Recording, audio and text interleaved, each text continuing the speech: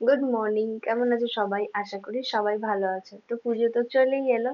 তো কাদের কাদের শপিং পুরো ডান? আমার তো অলমোস্ট সব ডান।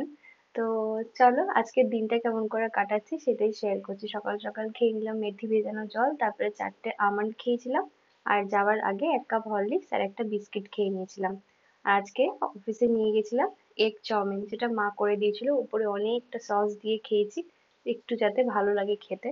কারণ কি আমার মুখে সেরকম ভাবে স্বাদ পাচ্ছি না, ঠান্ডা লেগেছে বলে। বাড়িতে তাড়াতাড়ি চলে এসেছিলাম, তাই আদরক ওয়ালা চায় খেলাম, যেটা মা করে দিয়েছিল। সাথে অল্প একটু মুড়ি নিয়েছিলাম। মানে যেহেতু খিদে খিদেও পাচ্ছে, তো তাই জন্য একটু মুড়িও খেয়ে নিয়েছিলাম। তো চাটা ভালো করে খেলাম। খেয়ে একটুখানি রেস্ট নেওয়ার পর আজকে ডিনারটাও খুব সিম্পলই ছিল। তো চলো দেখাচ্ছি আমাদের ডিনারে আজকে কি ছিল। তো ডিনারে ছিল আজকে ভাত। এখানে ছিল লাউয়ের চোকলা ভাজা, একটু পোস্ত ছিটিয়ে। আর এটা হচ্ছে গিয়ে চিংড়ি মাছ দিয়ে পাঁচমিশালির একটা তরকারি। সাথে একটু মাছের ঝোল ছিল। একদম সিম্পল খাবার। তো চিংড়ি মাছ খেতে তো আমার ভীষণই ভালো লাগে। তো চিংড়ি মাছটাই আগে উঠিয়ে খাচ্ছি। তো এই চিংড়ি মাছের পাঁচমিশালির তরকারিটা না মা খুবই ভালো বানায়, অসাধারণ বানায় খেতে।